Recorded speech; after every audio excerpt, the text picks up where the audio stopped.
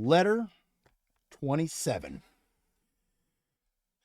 So you're giving me advice, are you? You say, have you already given yourself advice then? Have you already put yourself straight? Is that how you come to have time for reforming other people? No, I'm not so shameless as to set about treating people when I'm sick of myself. I'm talking to you as if I were lying in the same hospital ward about the illness we're both suffering from and passing on some remedies. So listen to me as if I were speaking to myself. I'm allowing you access to my innermost self, calling you in to advise me as I have things out with myself. I proclaim to my own self, count your years, and you'll be ashamed to be wanting and working for exactly the same things as you wanted when you were a boy.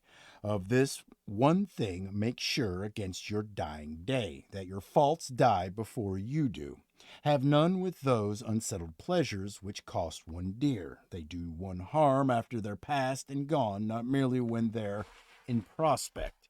Even when they're over, pleasures of a deprived nature are apt to carry feelings of dissatisfaction in the same way as a criminal's anxiety doesn't end with the commission of the crime, even if it's undetected at the time.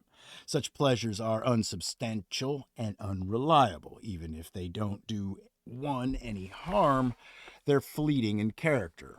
Look around for some enduring good instead, and nothing answers this description except what the spirit discovers for itself within itself.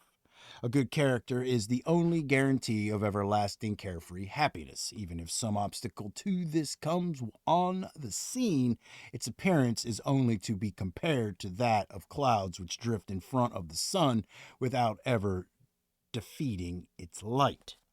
How soon will you be fortunate enough to attain to this happiness? Well, you haven't been dragging your steps up till now, but your pace could be increased. There's a lot of work remaining to be done, and if you want to be successful, you must devote all your waking hours and all your efforts to the task personally. This is not something that admits of delegation. It is a different branch of learning which has room for deviling. There was a rich man called Calvisius Sabinus in my own lifetime who has a freedman's brains along with a freedman's fortune. I have never seen greater vulgarity in a successful man. His memory was so bad that at one moment or another the names of Ulysses or Achilles or Priam, characters he knew as well as we know our early teachers, would slip his memory.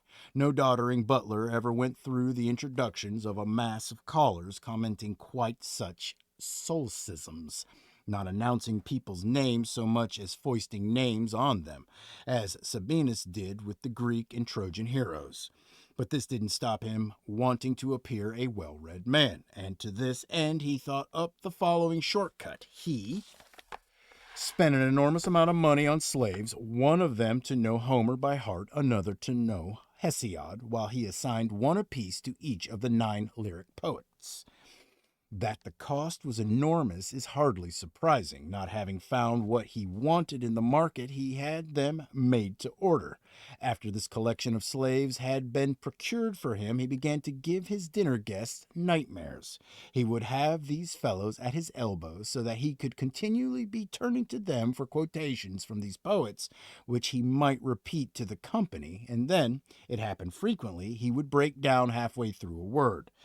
Satellus Quadratus, who regarded stupid millionaires as fair game to be sponged off, and consequently also fair game for flattery as well as, and this goes with the other two things, fair game for fastidiousness at their expense, suggested to him that he should keep a team of scholars to pick up the bits.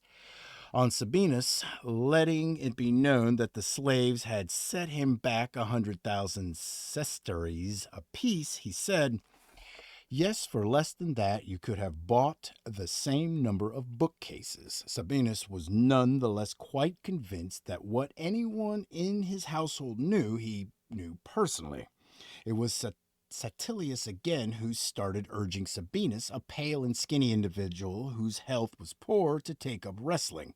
When Sabinus retorted, "How can I possibly do that? It's as much as I can do to stay alive," Satilius answered, "Now please don't say that. Look how many slaves you've got in perfect physical condition.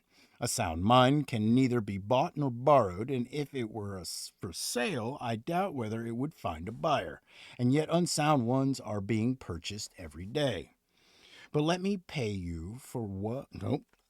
But let me pay you what I owe you and say goodbye." Poverty brought into accord with the law of nature is wealth. Epicurus is constantly saying this in one way or another, but something that can never be learnt too thoroughly can never be said too often.